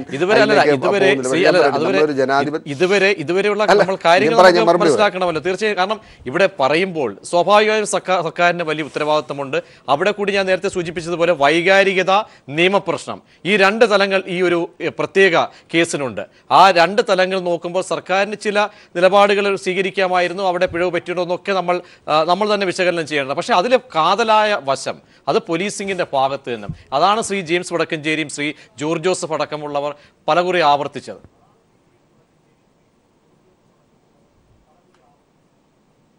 അതല്ല ഞാൻ പറഞ്ഞ, അതൊക്കെ ഒരു ലോങ് ടൈം പ്രോസസ്സാണ്. ഞാൻ പറഞ്ഞത് നമ്മളൊരു ജനാധിപത്യ സംവിധാനത്തിലാണ് നമ്മുടെ ഭരണക്രമം മുന്നോട്ട് പോകുന്നത്. ഇനി എന്ത് പറഞ്ഞാലും ഏത് ഉദ്യോഗസ്ഥൻ്റെ അല്ലെങ്കിൽ ഏത് ഉദ്യോഗസ്ഥരുടെ ഏത് ഡിപ്പാർട്ട്മെൻറ്റിൻ്റെ എന്ത് ശൈലി, എന്ത് സമീപനം എന്നൊക്കെ പറഞ്ഞാലും അൾട്ടിമേറ്റ്ലി ഒരു ഭരണത്തിൻ്റെ മുഖം തീരുമാനിക്കുന്നത് ഇവിടുത്തെ പൊളിറ്റിക്കൽ ലീഡർഷിപ്പാണ്. അതിന് വേണ്ട എന്താണ്? അതിനിപ്പോൾ വേണ്ടത് രാഷ്ട്രീയ ഇച്ഛാശക്തിയാണ്. അപ്പോൾ പോലീസ് ഇപ്പോൾ സർക്കാർ അല്ലെങ്കിൽ സർക്കാരിൻ്റെ നയത്തിനൊത്തല്ല പോകുന്നത്, അല്ലെങ്കിൽ സർക്കാരിൻ്റെ നയം ഇതല്ല, സർക്കാരിൻ്റെ നയമല്ല പോലീസ് നടപ്പിലാക്കുന്നത് എന്ന് പറഞ്ഞാലാണ് കൂടുതൽ ഗൗരവമായ വീഴ്ച പൊളിറ്റിക്കൽ ലീഡർഷിപ്പിൽ ഉണ്ടാകുന്നത്. What does it mean? അതിൽ നിന്ന് നമുക്ക് മനസ്സിലാക്കാൻ കഴിയുന്നത് പൊളിറ്റിക്കൽ ലീഡർഷിപ്പിൻ്റെ ഫെയിലിയർ അവർ തന്നെ അംഗീകരിക്കുന്നു എന്നുള്ളതാണ്. ഇപ്പോൾ മുഖ്യമന്ത്രിയാണ് പോലീസ് വകുപ്പ് കൈയാളുന്നത്, അദ്ദേഹത്തിന് അത് കഴിയുന്നില്ല എന്ന് തന്നെയാണ് പ്രതീക്ഷ പറഞ്ഞു വെക്കുന്നത്. ഇപ്പോൾ പോലീസിലാണ് മാറ്റം വരേണ്ടത്, പോലീസിൻ്റെ സമീപനത്തിലാണ്, ശൈലിയിലാണ് തെറ്റ് എന്ന് പറഞ്ഞാൽ ഭരണം നടത്തുന്ന ഭരണ നേതൃത്വത്തിൻ്റെ അപ്രോച്ചോ ശൈലിയോ സമീപനമോ ഇതല്ല എന്ന് പറയുമ്പോൾ ഡെഫിനറ്റ്ലി പൊളിറ്റിക്കൽ ലീഡർഷിപ്പിൻ്റെ പരാജയമാണ്. കാരണം പോലീസ് വർക്ക് ചെയ്യുന്നത് പൊളിറ്റിക്കൽ ഡിസ്പെൻസേഷൻ്റെ കീഴിലാണ്. അതിനെ നിയന്ത്രിക്കാനോ അതിനെ സർക്കാരിൻ്റെ നയത്തിന് അനുസരിച്ച് നയിക്കാനോ കഴിയുന്നില്ല എങ്കിൽ മറ്റാരെയാണ് നമ്മൾ കുറ്റപ്പെടുത്തേണ്ടത്, മറ്റാരെയാണ് കുറ്റം പറയുക? അതുകൊണ്ട് തന്നെയാണ് എല്ലാ വിമർശനങ്ങളും, എല്ലാ ആക്ഷേപങ്ങളും, എല്ലാ എതിർപ്പുകളും ഗവൺമെൻറ്റിനെതിരെയാകുന്നത് അല്ലെങ്കിൽ സർക്കാരിനെതിരെയാകുന്നത്. അതൊരു വ്യക്തിക്കെതിരെയല്ല. തീർച്ചയായിട്ടും പരാജയം ഉണ്ടായിട്ടുണ്ട്. ആ പരാജയത്തിൻ്റെ ഉത്തരവാദിത്വത്തിൽ നിന്നും പൊളിറ്റിക്കൽ ഡിസ്പെൻസേഷൻ അല്ലെങ്കിൽ പൊളിറ്റിക്കൽ ലീഡർഷിപ്പിന് മാറി നിൽക്കാൻ കഴിയില്ല. മുഹമ്മദ് റിയാസ് അദ്ദേഹമുള്ള ടെലിഫോൺ ബന്ധം നമുക്ക് കൊച്ചി മലപ്പുറം സ്റ്റുഡിയോയിലേക്ക് പോകാൻ പറ്റാത്ത ഒരു സാങ്കേതിക തടസ്സം. മാത്രമല്ല DGPയോട് ഇപ്പോൾ അദ്ദേഹം ചർച്ചയിൽ തത്സമയം ഇരിക്കുമെന്ന് അറിയിച്ചിരുന്നു. അത് മുഖ്യമന്ത്രി മറുപടി പറഞ്ഞ സാഹചര്യത്തിൽ പ്രതികരിക്കേണ്ടതില്ല എന്ന് മുഖ്യമന്ത്രി അറിയിച്ചതായും അദ്ദേഹം അറിയിക്കുന്നു. എന്തായാലും ശ്രീ ജോർജ് ജോസഫ് ഇവിടെ സൂചിപ്പിച്ചതുപോലെ സർക്കാരിന് ഏറ്റവും കൂടുതൽ വലിയ പാളിച്ചകൾ സംഭവിച്ചിട്ടുണ്ട് എന്ന കേസ്. പക്ഷേ അതേസമയം നേരത്തെ സൂചിപ്പിച്ചതുപോലെ ചില കാര്യങ്ങൾ സർക്കാർ ആവർത്തിക്കുന്നു. കാരണം കഴിഞ്ഞ ദിവസം ബാഹ്യ ഇടപെടലുകൾ, ബാഹ്യശക്തികൾ അവിടേക്ക് നുഴഞ്ഞു കയറി തുടങ്ങി. പക്ഷേ വാദിക്കാൻ പര്യാപ്തമായ തലത്തിലേക്കാണോ മുഖ്യമന്ത്രിയുടെ മറുപടി എന്നൊക്കെ നമുക്ക് വിശകലനം ചെയ്യുമ്പോൾ തോന്നിയേക്കാം. എന്താണ് ഇക്കാര്യത്തിൽ ഇനി സർക്കാർ അടിയന്തരമായി ഒരു ടീമിനെ നിശ്ചയിച്ചിരിക്കുന്നു. ആ ടീം അന്വേഷണം ഇതേ തലത്തിൽ ഞാൻ നേരത്തെ സൂചിപ്പിച്ചതുപോലെ നിയമപരിരക്ഷ നേടിക്കഴിഞ്ഞിരിക്കുന്നു ഈ പ്രതികൾ എന്നാരോപിക്കപ്പെടുന്നവർ. ഇനി കൃത്യമായി ഈ കാര്യത്തിൽ ഈ കേസിൽ പാളിച്ചകൾ, ഫോറൻസിക്കിലടക്കം ഒരുപക്ഷെ പോസ്റ്റ്മോർട്ടം റിപ്പോർട്ട് വൈരുദ്ധ്യം വന്നിരിക്കുന്നു. ഇതിലൊക്കെ ഒരു ചികഞ്ഞു നോട്ടം ഏതർത്ഥത്തിൽ നടത്താൻ കഴിയും? അത് പോലീസ് ഇനി നമ്മൾ ഒരു 10-30 ദിവസത്തിന് അതിൻ്റെ ചാർജ് ഷീറ്റ് കൊടുക്കണം. കാരണം ഇതിനകത്ത് ഇനി ആത്മഹത്യക്ക് ഉപയോഗിച്ച തോർത്ത് കണ്ടെടുക്കാനായിട്ട് ഇതുവരെ പറ്റിയിട്ടില്ല. ഇനി അത് കണ്ടെടുക്കാൻ പറ്റുമെന്ന് തോന്നുന്നുമില്ല. അപ്പോൾ അത് പോലീസ് ഇനി കണ്ടെടുക്കാമെന്ന് വിചാരിച്ച് അത് അന്വേഷണം നീട്ടിക്കൊണ്ട് പോകുന്നത് ശരിയല്ല, കിട്ടില്ല എന്ന് ഉറപ്പാണ്. യെസ്, ഞാൻ മടങ്ങിയെത്താം. ശ്രീ PM മനോജ് ടെലിഫോൺ ലൈനിൽ ചേരുന്നു. ശ്രീ PM മനോജ്, ഇവിടെ ചർച്ചയിൽ പങ്കെടുക്കുന്ന ശ്രീ മാത്യു കുഴൽനാടൻ സർക്കാരിനെ എത്ര ന്യായീകരിച്ചാലും ഇക്കാര്യത്തിൽ നിന്നും ഒളിച്ചോടാൻ അല്ലെങ്കിൽ കഴിയില്ല. ന്യായീകരണങ്ങളൊന്നും അതേ തലത്തിലേക്ക് വരുന്നില്ല. മുഖ്യമന്ത്രി ഇന്ന് അവസാനം പറഞ്ഞ വാക്കുകൾ പോലും. ശ്രീ മനോജ് മറുപടി, മാത്യു കുഴൽനാടൻ്റെ വാക്കുകൾക്ക് മറുപടി. അല്ല, അദ്ദേഹത്തിന് അത്തരമൊരു മാനസികാവസ്ഥ ഉണ്ടാവുന്നതിൽ അത്ഭുതമില്ല. കാരണം ന്യായീകരിച്ചാലും അവസാനിക്കാത്ത നിരവധി ഇതുപോലുള്ള കേസുകൾ അവശേഷിപ്പിച്ചുകൊണ്ടാണ് അദ്ദേഹത്തിന്റെ നേതാവ് ഉമ്മൻചാണ്ടി നയിച്ച ഗവൺമെന്റ് കളമൊഴിഞ്ഞത്. എന്നാൽ ഇവിടെ ഈ ജിഷ്ണു പ്രണോയിയുടെ മരണവുമായി ബന്ധപ്പെട്ട കേസിൽ സർക്കാർ അത് ആവർത്തിച്ച് വ്യക്തമാക്കപ്പെട്ടതാണ്. ആവുന്നതെല്ലാം ചെയ്തു എന്ന് പറയുമ്പോൾ ആവുന്നത് ചെയ്തത് കൊണ്ട് തന്നെയാണ് പറയുന്നത്. ഇപ്പൊ 2 പ്രതികളെ പിടികൂടാറുണ്ട്. അതിലൊരാൾ തമിഴ്നാട് സ്വദേശിയാണ്, മറ്റൊരാള് അവിടെ ഒരു അധ്യാപകൻ പ്രവീൺ. ഈ 2 പ്രതികളെ പിടികൂടാൻ ഒരു IPS ഉദ്യോഗസ്ഥൻ അക്ബറിന്റെ നേതൃത്വത്തിൽ പ്രത്യേക സംഘത്തെ നിയോഗിച്ചിട്ടുണ്ട്. ആ സംഘത്തിന് ഈ നിശ്ചിത നമ്മളിപ്പോ ഇതുവരെയുള്ള കാലയളവിൽ പിടികൂടാൻ കഴിഞ്ഞിട്ടില്ല എന്നതൊരു വസ്തുതയാണ്. ആ വസ്തുത അതിന്റെ ആഴത്തിലുള്ള അന്വേഷണത്തിലേക്ക് ഇറങ്ങുമ്പോഴാണ് പല തവണ ഈ പ്രതികളെ പിടികൂടാൻ തമിഴ്നാട് ഉൾപ്പെടെയുള്ള കേരളത്തിന്റെ അയൽ സംസ്ഥാനങ്ങൾ ഉൾപ്പെടെ പോലീസ് ചെല്ലുകയും ശ്രമിക്കുകയും ചെയ്തിട്ടുണ്ട്. പക്ഷേ ഈ പ്രതികളിൽ ചിലരുടെ ഉന്നത ബന്ധങ്ങൾ കേരളത്തിന് പുറത്തുള്ള ഉന്നത ഉദ്യോഗസ്ഥ തല രാഷ്ട്രീയ ബന്ധങ്ങൾ ഉപയോഗിച്ചുകൊണ്ട് അവർ വളരെ വിദഗ്ധമായി പോലീസിനെ കബളിപ്പിക്കുകയായിരുന്നു ഇതുവരെ. അപ്പൊ അത് തിരിച്ചറിയുകയും അതിനെ ചെറുക്കാനും അതിനെ മറികടക്കാനുമുള്ള മാർഗം എന്ന നിലയിലാണ് ഇന്ന് സംസ്ഥാനത്തെ പ്രഗത്ഭനായ ADGP നിതിൻ അഗർവാൾ അദ്ദേഹത്തെ കുറിച്ച് അതായത് ശ്രീ പി എം മനോജ് ഒരു ചോദ്യം, അതായത് ഇതുവരെ ചെയ്ത കാര്യങ്ങൾ നിയമപരമായി അല്ലെങ്കിൽ ബോധ്യപ്പെടുത്താവുന്ന തരത്തിലേക്ക് പൊതുസമൂഹത്തെ ബോധ്യപ്പെടുത്താൻ കഴിയുന്ന തരത്തിലേക്ക് നിയമത്തിന്റെ തലത്തിൽ നിന്നുകൊണ്ടുള്ള എല്ലാ കാര്യങ്ങളും ലഭ്യമാക്കിയിട്ടുണ്ട്. അതായത് ഒരു കേസില് കേസാണല്ലോ, ഇപ്പോ മുൻകൂർ ജാമ്യം 2 പ്രതികൾ നേടുന്നു അല്ലെങ്കിൽ 3 പ്രതികൾ നേടുന്നു. സ്വാഭാവികമായും മുൻകൂർ ജാമ്യം കോടതിയിൽ നിന്ന് നേടിയ പ്രതികളെ അറസ്റ്റ് ചെയ്യാൻ കഴിയില്ല. എന്നിട്ട് പോലും മറ്റൊരു കേസിൽ ജിഷ്ണു പ്രണോയിയുടെ വധക്കേസിലെ മരണ കേസിലെ പ്രതി, ആ 1ാം പ്രതി കൃഷ്ണദാസിനെ മറ്റൊരു കേസിൽ അറസ്റ്റ് ചെയ്യുന്നു. ഈ അറസ്റ്റുകളൊക്കെ കോടതിയിൽ നിന്ന് ശക്തമായ പ്രതികരണങ്ങൾ ഉണ്ടാക്കിയിട്ട് പോലും ഈ കുടുംബത്തിന് ഈ സ്വാശ്രയ കോളേജുമായി ബന്ധപ്പെട്ട് ഈ ഇത്തരം ക്രൂരകൃത്യങ്ങൾ നടക്കുന്നത് തടയാനും അതുപോലെ ജിഷ്ണുവിന്റെ കുടുംബത്തിന് നീതി കിട്ടാനുമുള്ള ഇടപെടൽ സംസ്ഥാന സർക്കാർ നടത്തിയിട്ടുണ്ട്.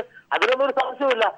അതിനൊക്കെ മറച്ചു വെച്ചുകൊണ്ട്, കാരണം ഇന്നിപ്പോ പുറത്തു വന്ന ഒരു വിവരം ഈ കൃഷ്ണദാസും അദ്ദേഹത്തിന്റെ മാനേജ്മെന്റിനെയും സംരക്ഷിക്കുന്നത് കോൺഗ്രസിന്റെ പ്രധാനപ്പെട്ട ഒരു MPയുടെ നേതൃത്വത്തിലാണെന്നാണ്.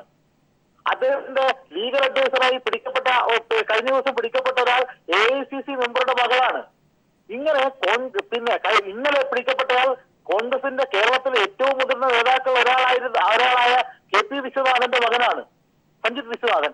ഇങ്ങനെ കോൺഗ്രസ് കഴിഞ്ഞ UDF ഗവൺമെന്റിന്റെ കാലത്താണ് ഇത് പടർന്ന് പന്തലിച്ചത്. അതിന്റെ ഭാഗമായി കോൺഗ്രസിന്റെ അത്യുന്നതകളിൽ ബന്ധമുള്ള ഒരു ഗ്രൂപ്പാണിത്. സ്വാഭാവികമായും ഇന്ന് വരെ ഈ കൃഷ്ണ മരിച്ചിട്ട് ഇപ്പൊ 3 മാസമായി.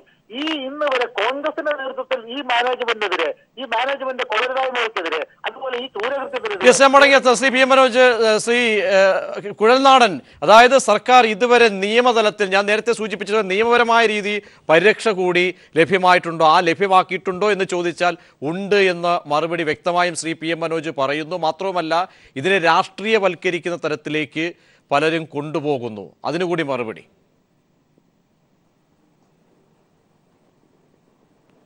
ശ്രീ മാത്യു കുഴൽനാടൻ.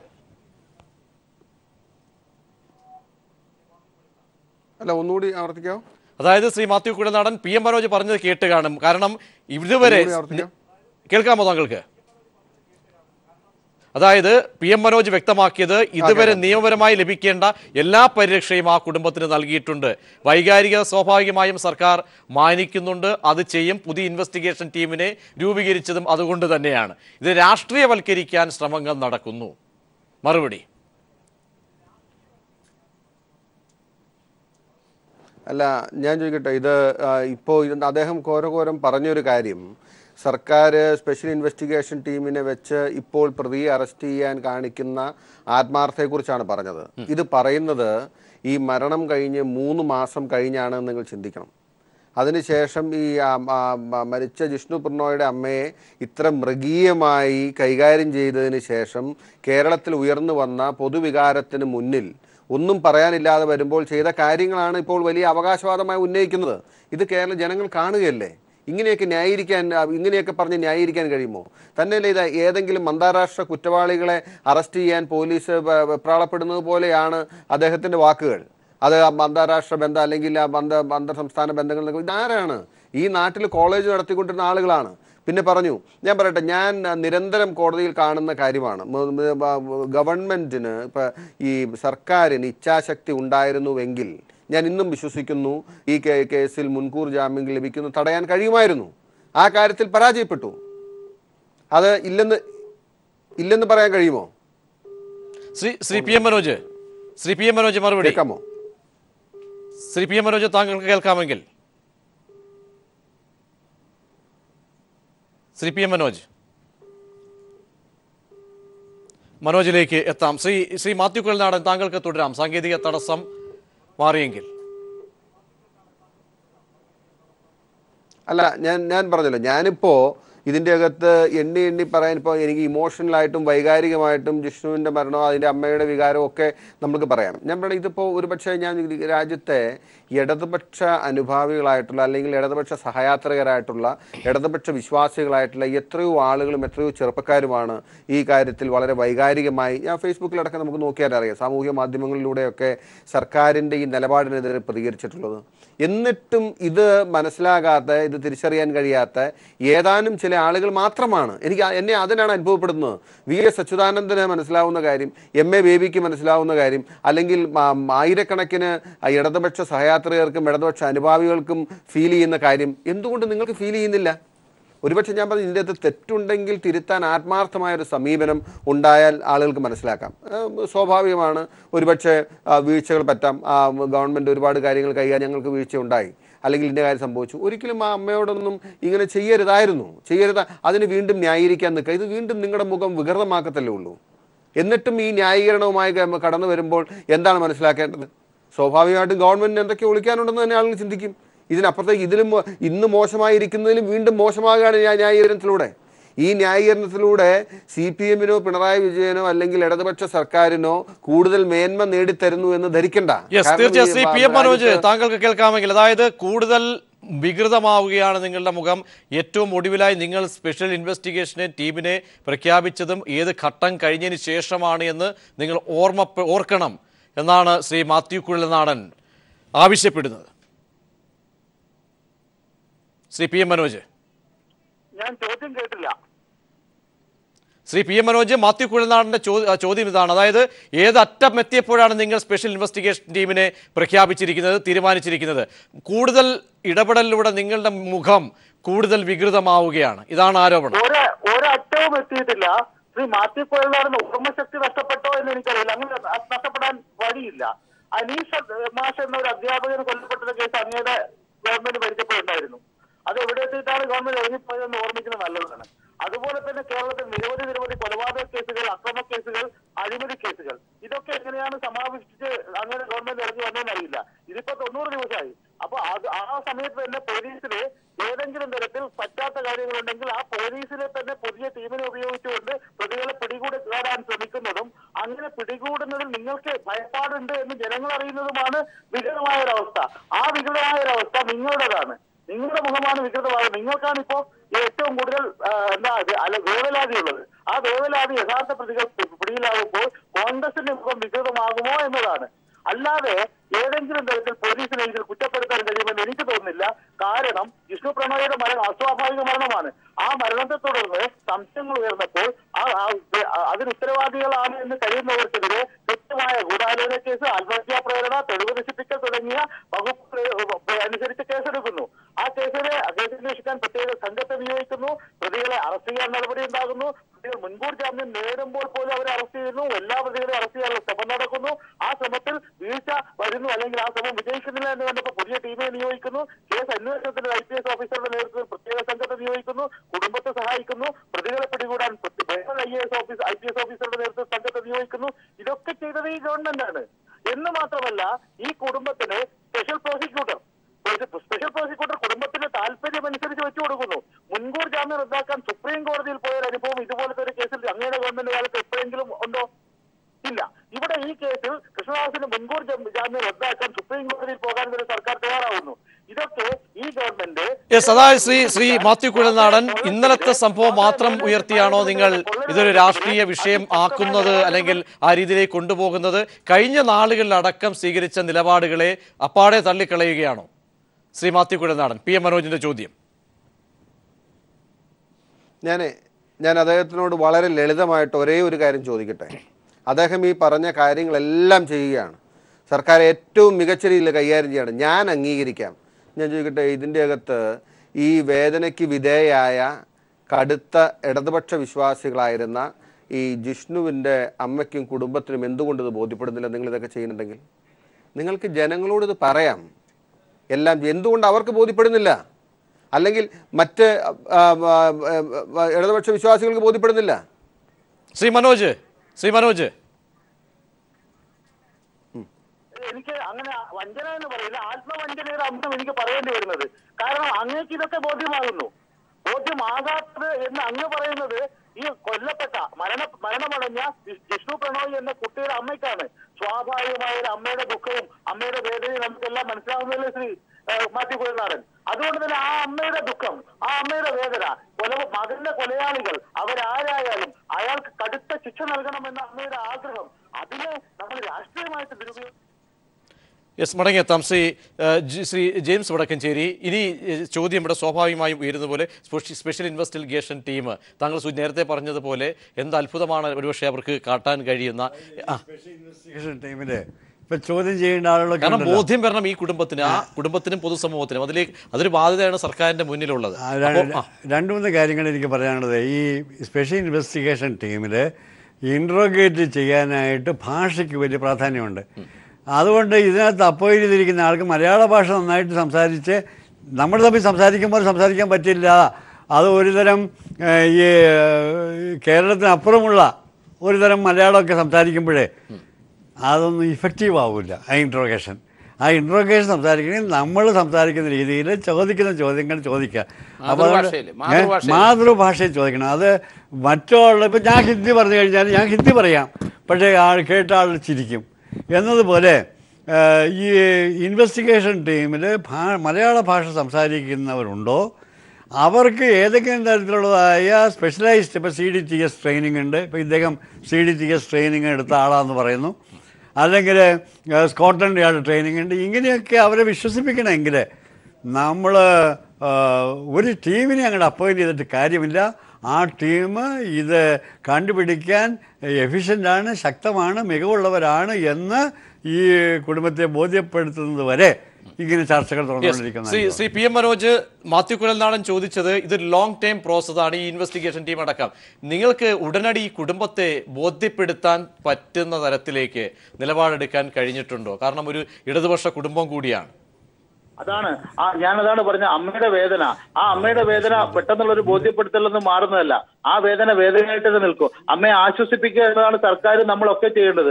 ആ ആശ്വസിപ്പിക്കലിന്റെ ഭാഗമായിട്ടാണ് ആ അമ്മ ഇവിടെ വന്നപ്പോൾ ഇന്ന് വൈകിട്ടാണല്ലോ സ്പെഷ്യൽ ഇൻവെസ്റ്റിഗേഷൻ ടീമിനെ സ്പെഷ്യൽ ടീമിനെ പുതുതായിട്ട് നിയോഗിച്ചത്.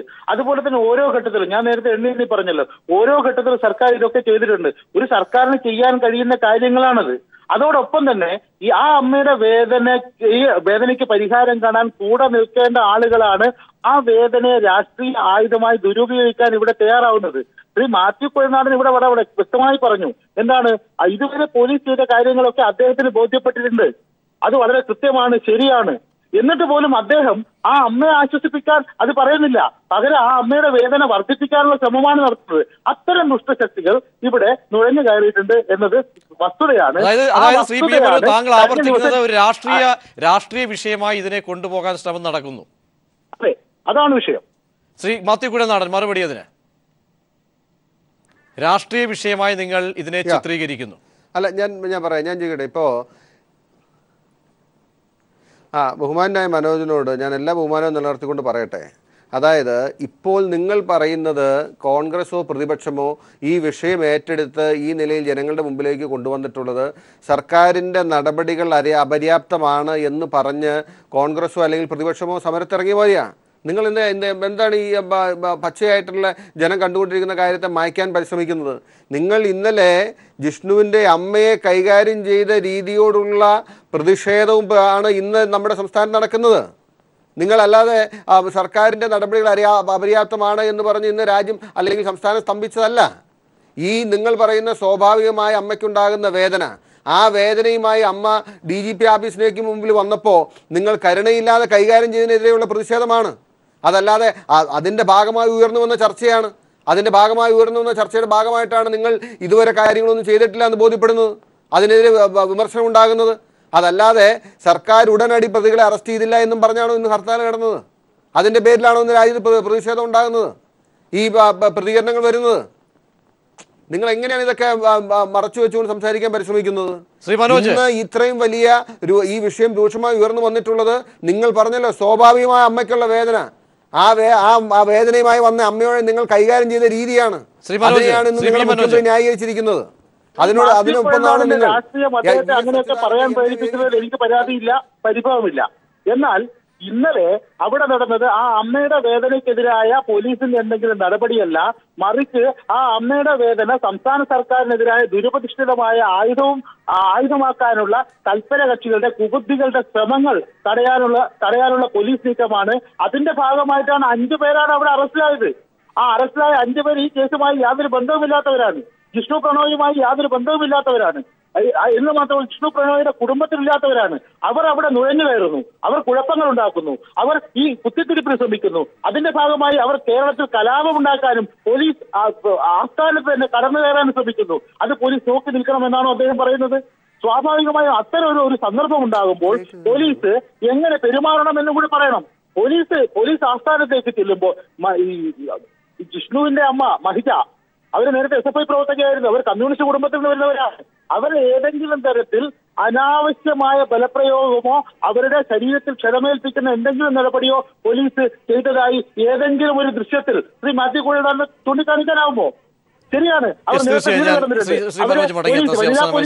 ശ്രീ ജോർജ് ജോസഫ്, ഇതൊക്കെയാണ് അവസാനമായി കാരണം വൈകാരിക പ്രശ്നത്തിൽ പോലീസ് ഇടപെടുമ്പോൾ ഉണ്ടാകാത്ത അല്ലെങ്കിൽ ചില ജാഗ്രത കുറവിൻ്റെയൊക്കെ ഭാഗമായി കൊടുക്കേണ്ടി വരുന്ന വലിയ വില. അതുകൊണ്ട് തന്നെ എന്തായാലും ഒരു മാറ്റം ഞാൻ സൂചിപ്പിച്ചതുപോലെ ഈ മേഖലയിൽ അല്ലെങ്കിൽ ഈ സർക്കാരിന് എന്തായാലും ഏറ്റവും കൂടുതൽ ശ്രദ്ധ ഏൽപ്പിച്ചിട്ടുള്ളത് പോലീസിൻ്റെ ഇടപെടലുകളാണ്. കഴിഞ്ഞ 2-3 മാസങ്ങളായി നമ്മൾ കണക്കുകൾ നിരത്തി പറയുന്നത്. എന്ത് മാറ്റമാണ് അനിവാര്യമായി വരുന്നത്? ഇതിനകത്ത് ഇപ്പം അത്യാവശ്യമായിട്ട് ഞാൻ വിചാരിക്കുന്നത്, ആ DGP ആ അമ്മയെ ആശുപത്രിയിൽ പോയി ഒരു 2 മണിക്കൂർ സംസാരിച്ച് സാന്ത്വനപ്പെടുത്തി അവരെ മടക്കി അവരുടെ വീട്ടിലോട്ട് വിടുക. ആ അമ്മയ്ക്ക് എന്തെങ്കിലും സംഭവിച്ചു പോയാൽ അവരെ നിരാശപ്പെടുത്തരുത് ഇനി കൂടുതൽ എന്നാണ് ഞാൻ പറയുന്നത്. ഗവൺമെൻറ് ശ്രദ്ധിക്കണം, പോലീസ് ഡിപ്പാർട്ട്മെൻറ്റ് ശ്രദ്ധിക്കണം. ആ അമ്മയുടെ ദുഃഖം അവർക്ക് താങ്ങാൻ പറ്റുമോ എന്ന് എനിക്ക് സംശയമാണ്. അതുകൊണ്ട് DGP അവിടെ പോകുക, നമ്മളവിടെ പോയി അവരെ കണ്ട് ഇതുവരെയുള്ള അന്വേഷണ കാര്യങ്ങൾ ബോധ്യപ്പെടുത്തി ഇനി എന്താണ് ചെയ്യാൻ പോകുന്നതെന്നും ബോധ്യപ്പെടുത്തി ഒരു 30 ദിവസത്തിന് ഇതെല്ലാം പര്യവസാനിക്കാനുള്ള നടപടി എത്രയും പെട്ടെന്ന് ഉണ്ടാകണമെന്നാണ് എൻ്റെ ഒന്ന്.